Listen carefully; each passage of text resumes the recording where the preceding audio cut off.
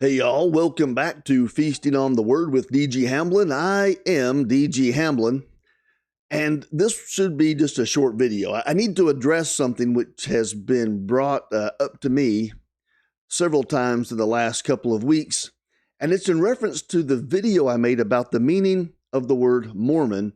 We'll try to put a link up here or over there or maybe at the end of the video. So that you can watch that one when you're done here. But here's the point. So I've had a number of people bring up to me that Joseph Smith said that the meaning of the word Mormon was more good. And I think the quote is that the meaning of the word Mormon is literally more good. So I want to address that. I didn't address it in the video because I didn't think that it was going to be a big deal, but I should have. That's my mistake. I should have addressed it. And to address that, I would like, I'm going to refer to the Book of Mormon onomasticon. And if you wonder what in the heck is an onomasticon, well, it's a list or a group of names and their meanings. And the Book of Mormon onomasticon is compiled by those from BYU, the Laura F. Wiles Center for Book of Mormon Studies. And there are a number of scholars who have contributed to this. If you do a simple Google search for Book of Mormon onomasticon, onomasticon, it'll be the first thing that comes up. And I bookmarked this. This is something that I use frequently in my studies. And they talk at length about the word Mormon, and they address this from Joseph Smith. And so I think perhaps it's easiest if I just read some of what they have on here. You can go, you can look it up yourself, but do that after you watch the videos. So when you look up the word Mormon in the onomasticon, there are a couple of little short things here as far as what the name or who the name referred to, and then you get under that you have the etymology, and it says, okay, these are scholars who know a lot more than I do, and they give the reasoning why it does not mean more good. And in a minute here, I will give you a very quick summary, I think, as to what they're saying. So they start off here. Any discussion of the meaning of the name Mormon must start by dealing with a letter published in the Times and Seasons that is attributed to the prophet Joseph Smith. And I should have done that in my video. But first, a probable explanation of why the letter was written in the first place is in order. I'm not going to read all of this, but basically the letter was likely addressing two things. One was Mormonism Unveiled by E.D. Howe, in which he claims that the word Mormon is the English termination of the Greek word mormou. And I believe this is a direct quote from him, which we find defined in an old obsolete dictionary to mean bugbear, hobgoblin, rawhead, and bloody bones. Now, they respond to that here in the onomasticon by saying almost any knowledgeable reader, even in 1834, would have recognized that this definition is not only fabricated but downright silly. But this was put forth in Mormonism Unveiled, and so there are certainly a lot of people who read that. Now, there was also an article published a little closer much closer, I guess, to the time that the letter attributed to Joseph Smith appeared in the Times and Seasons. And it was it's a passage in an Illinois newspaper in 1941. And again, quoting directly from that newspaper. quote, I will here give you the signification of the word Mormon and also Book of Mormon, which every person that has read a dictionary of the Reformed Egyptian tongue knows to be correct. Mormon, a writer of wicked, absurd, fictitious nonsense for evil purposes to make sorcerers. Book of Mormon, a book of gross, fictitious nonsense wrote by Mormon for Gazilim's diabolical purposes. Mormons, anciently in Egypt, a set of blacklegs, thieves, robbers, and murderers. Okay, then they go on to say in the onomasticon, so that was end of that quote, this satirical attempt to define Mormon is even more fanciful and absurd than E.D. Howe's. So it is their assertion, and I would agree that the letter in the Times and Seasons, again, it was written in 1843, but those made up definitions would have circulated throughout the area, throughout those who were anti to the restoration of the church. And so the letter in Times and Seasons seems to be a response to these made up, fictitious definitions of Mormon. Okay, and they go on. And now the letter, which was printed over the name of the prophet, quote, I may safely say that the word Mormon, okay, it's interesting the wording there. I'm going to take a little, I may safely say. So he is going on to describe what Mormon means or ought to mean. And I just find that word, I may safely say, that the word Mormon stands independent of the learning and wisdom of this generation. Before I give a definition, it doesn't say the definition, a definition, however, to the word, let me say that the Bible in the widest sense means good. For the Savior says, according to the Gospel of John, I am the good shepherd.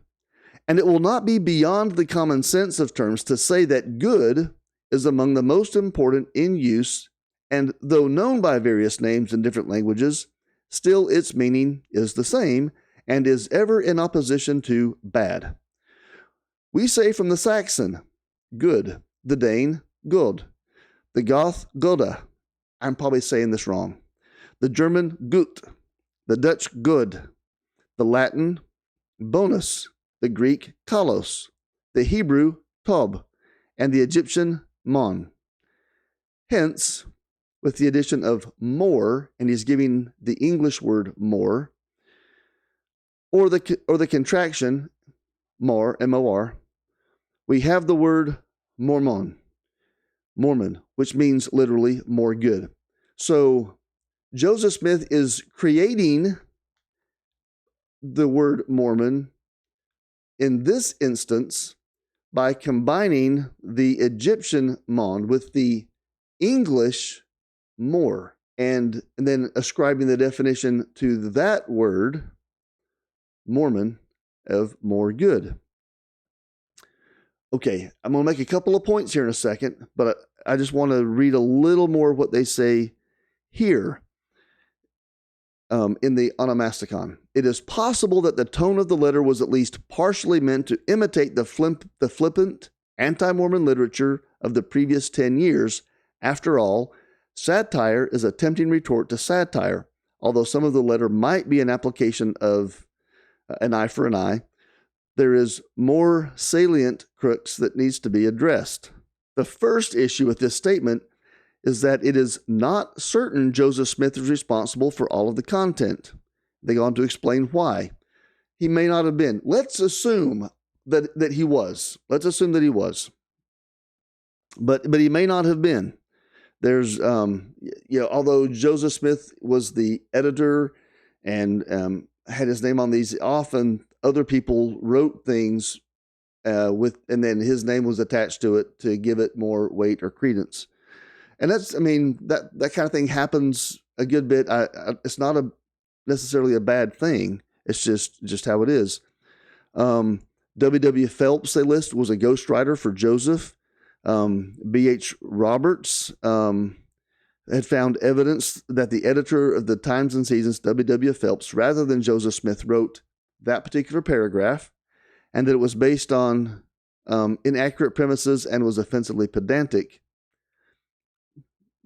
Maybe. I mean, I don't know. The point. Okay, let me just cut to the chase here. The point that I want to make, two of them. One is the one I made a second ago. Just want to reiterate that Joseph Smith, or whoever wrote that, was combining the English word more with the Egyptian mon.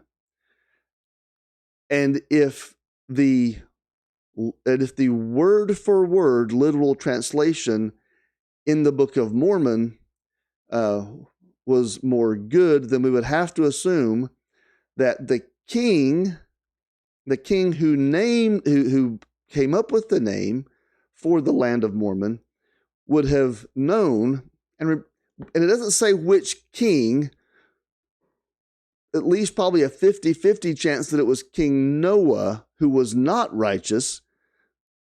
But either way, let's assume it was not King Noah, another one, but that the king would have had to have had the foresight to know that we would be speaking English, that Joseph Smith would speak English, what the word more was in English, and then have applied it to make this word, or to this word, used in Mosiah. We find it first in Mosiah in the Book of Mormon. The other point that I wanted to make is that if that were truly the literal word for word meaning as it is written and found within the pages of the Book of Mormon, then President Hinckley, when he in conference talked about the word Mormon, I don't think he would have said we should let the word Mormon mean more good and apply that to our lives.